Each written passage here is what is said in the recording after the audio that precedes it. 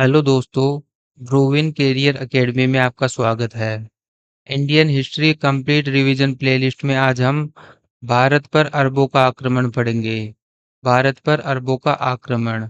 चलो आप मुझे कमेंट बॉक्स में कमेंट करके बताइए कि भारत पर पहला सफल मुस्लिम आक्रमण किसने, कब और कहाँ किया था। ठीक है, हमारे आज के लेक्चर में आपको इसका जवाब मिलेगा। तो चलो शुरू करते हैं। मध्यकालीन भारत। मध्यकालीन भारत में भारत पर अरबों का आक्रमण। मोहम्मद बिन कासिम के नेतृत्व में अरबों ने भारत पर सबसे पहला सफल आक्रमण किया था। तो किसने किया था सबसे पहला सफल आक्रमण? मोहम्मद बिन कासिम ने। उच्चचनामा के अनुसार मोहम्मद बिन कासिम ने सिंध पर विजय 712 ईस्वी में पाई थी। और सिंध पर जब मोहम्मद बिन कासिम ने आक्रमण किया था तो वहां का जो शासक था उसका क्या नाम था? दाहिर। और अरबवासियों का भारत पर आक्रमण करने का मुख्य उद्देश्य क्या था? धन को लूटना था और इस्लाम का प्रचार प्रसार करना था। और उस टाइम अरबों ने दिरहम नामक सिक्का चलाया। उस टाइम पर अरबों ने दिरहम नामक सिक्के का प्रचलन सिंध में करवाया था। अब हम पढ़ेंगे गजनी साम्राज्य के बारे में। ठीक है, तो गजनी साम्राज्य की स्थापना किसने की थी? अलप्तगिन ने की थी। किसने की थी? अलप्तगिन ने की थी। अलप्तगिन एक तुर्क सरदार था। और अलप्तगिन के जो उत्तराधिकारी थे उनका कौन थे? उन अलप्तगिन के दामाद सुबुदगिन 1977 में गजनी साम्राज्य के गद्दी पर बैठा। तो अलप्तगिन ने गजनी साम्राज्य की स्थापना की और उसके बाद उनके उत्तराधिकारी जो उनके दामाद थे उन 977 ईस्वी में सुबुक्तगिन राजगद्दी पर बैठा। और सुबुक्तगिन के बाद में उनका उत्तराधिकारी कौन हुआ? महमूद गजनवी, जिनके बारे में अब हम पढ़ेंगे। तो महमूद गजनवी का जन्म 971 ईस्वी में हुआ। सुबुक्तगिन के शासनकाल में महमूद गजनवी खुरासान के शासक थे। ठीक है, तो महमूद गजनवी 998 ईस्वी में गद्दी पर बैठा। और महमूद गजनवी को सुल्तान पद की उपाधि किसने दी थी? बगदाद के खलीफा कादिर ने। बगदाद के खलीफा कादिर ने महमूद गजनवी को सुल्तान पद की उपाधि दी थी। अच्छा, महमूद गजनवी को दो और उपाधि मिली थी, यामीन उद्दौला और यामीन उल मिल्हा। महमूद गजनवी ने यामीन उद्दौला और यामीन उल मिल्ला की उपाधि ग्रहण की थी। ठीक है, अब हम महमूद गजनवी के बारे में कुछ महत्वपूर्ण बातें पढ़ते हैं। महमूद गजनवी ने भारत पर कुल 17 आक्रमण किए थे। और उसका मुख्य उद्देश्य क्या था? धन लूटना और इस्लाम का प्रचार करना। तो महमूद गजनवी का जो मेन मकसद था वह धन लूटना था। और महमूद गजनवी को मूर्ति भंजक भी कहा जाता था, मूर्तियों को नष्ट करने वाला। तो महमूद गजनवी के कुछ आक्रमण हम देखते हैं। 998 ईस्वी में महमूद गजनवी गद्दी पर बैठा। उसके बाद 1000 ईस्वी में भारत पर उन्होंने पहला आक्रमण किया। भारत की सीमा है वहां पर कुछ किलों को वहां पर महमूद गजनवी जीता। फिर 1000 के बाद 1001 में फिर से आक्रमण कर दिया। और इस बार जयपाल पर आक्रमण किया जिसमें जयपाल की हार हुई। और फिर हिंदू राजा जयपाल के बाद में आनंदपाल राज सिंहासन संभाला। आनंदपाल राजगद्दी पर बैठा। फिर वापस से महमूद गजनवी ने 1008 में नगरकोट पर आक्रमण किया। 1006 ईस्वी में मुल्तान पर आक्रमण किया। और 1018 ईस्वी में कन्नौज पर आक्रमण किया। तो इस तरीके से महमूद गजनवी ने कुल भारत पर 17 आक्रमण किए, जिसमें से प्रमुख कौन कौन से थे? 1008 वाला, जिसमें क्या हुआ था? महमूद गजनवी ने नगरकोट पर आक्रमण किया। 1025 जिसमें सोमनाथ पर आक्रमण किया और वहां पर काफी धन लूट कर ले गया था। तो 1025 का आक्रमण सबसे प्रमुख आक्रमण है। वह 16वां आक्रमण था, सोमनाथ मंदिर पर आक्रमण, जहां पर काफी धन महमूद गजनवी ने लूटा था। सोमनाथ के आक्रमण के बाद सोमनाथ की जो मूर्ति थी उसको भी वह अपने साथ ले गया। और सोमनाथ की मूर्ति के टुकड़े कर मक्का, मदीना और गजनी की जो सीढ़ियाँ थी, मस्जिद की सीढ़ियाँ, उस पर सोमनाथ के मंदिर के जो मूर्ति के टुकड़े थे, बिछवा दिए थे। तो इतना क्रूर शासक था महमूद गजनवी, ठीक है।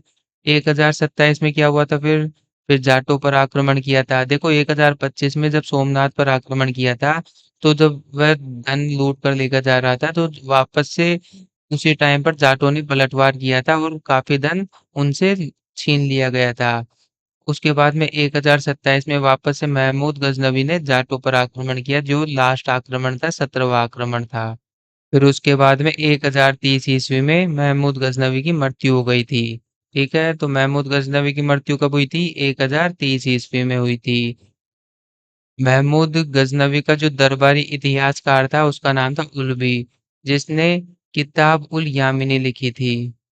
किताब उल यामिनी की रचना किसने की थी? उलवी ने की थी। और शाहनामा नामक बुक की रचना किसने की थी? फिरदौसी ने की थी।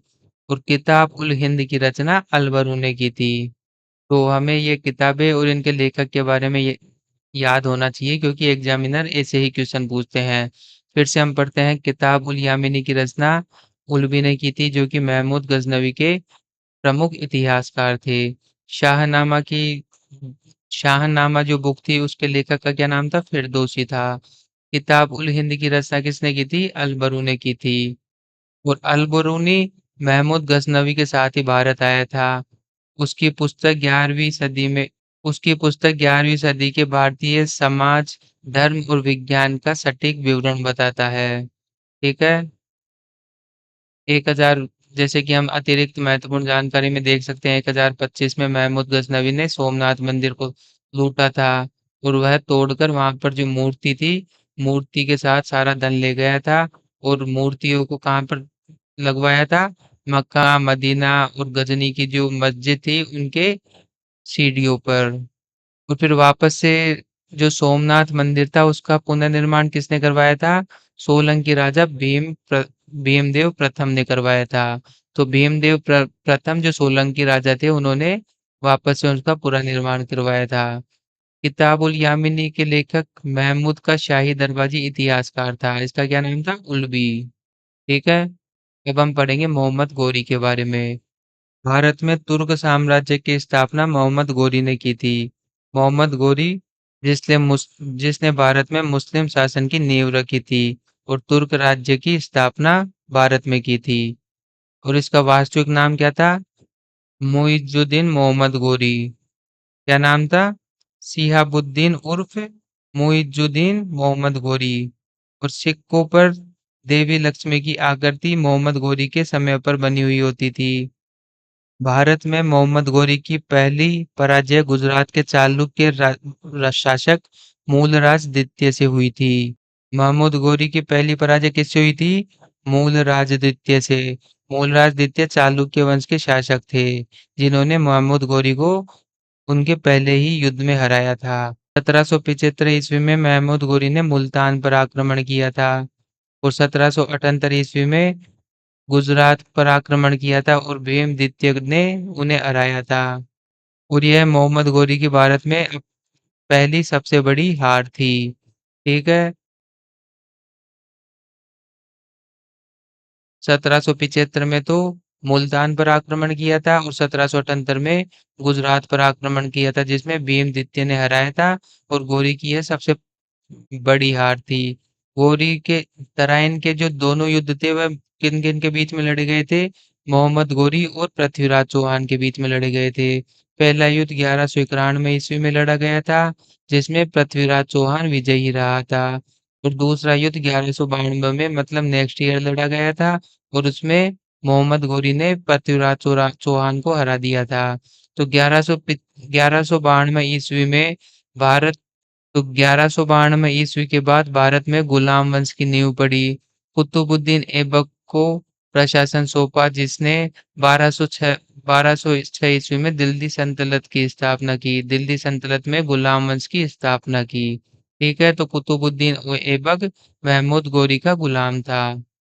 और 1194 में चंदावर का युद्ध भी हुआ था, महमूद गोरी और जयचंद के बीच में हुआ था, जिसमें भी गोरी ही विजयी रहा। तो गोरी गोरी ने सिर्फ 1191 के युद्ध तो महमूद गौरी ने 1191 का युद्ध तो हारा था, उसमें पृथ्वीराज चौहान विजयी रहे, लेकिन 1192 और 1194 में तराइन के सेकंड युद्ध और चंदावर के युद्ध में महमूद गौरी जीता था। ठीक है। चंदावर में जो जयचंद था, वह कन्नौज का गढ़वाल राजा था। चंद बरदाई ने कौन सी बुक लिखी थी? पृथ्वीराज रासो। तो और चंद बरदाई पृथ्वीराज चौहान के मित्र और राजकवि थे। तो पृथ्वीराज रासो चंद बरदाई ने लिखी थी। और पृथ्वीराज रासो हिंदी भाषा का प्रथम महाकाव्य माना जाता है। तो अगर आपसे एग्जामिनर क्वेश्चन पूछे कि हिंदी भाषा का प्रथम महाकाव्य कौन सा है, तो आप क्या लिखोगे? पृथ्वीराज रासो। ठीक है। जो किसने लिखी थी? चंद्रबरदाई ने लिखी थी। तो इस तरीके से आज हमने भारत पर अरबों का आक्रमण को पढ़ा है। ठीक है, आप इसको 1.5 की स्पीड पर देखिए ताकि आप फटाफट रिवीजन कर पाए। और मेरे यहाँ पर आपको एसएससी बैंक और रेगुलेटरी से बॉडी से रिलेटेड पूरा कोर्स मेरे इस चैनल पर आपको मिलेगा। और इसके साथ साथ मैंने बैंकिंग इंटरव्यू की सीरीज भी स्टार्ट की है, जो कि मेरे इस चैनल पर एकदम फ्री ऑफ कॉस्ट है। आप उसे जाइए और मौके का फायदा उठाइए। Thank you so much.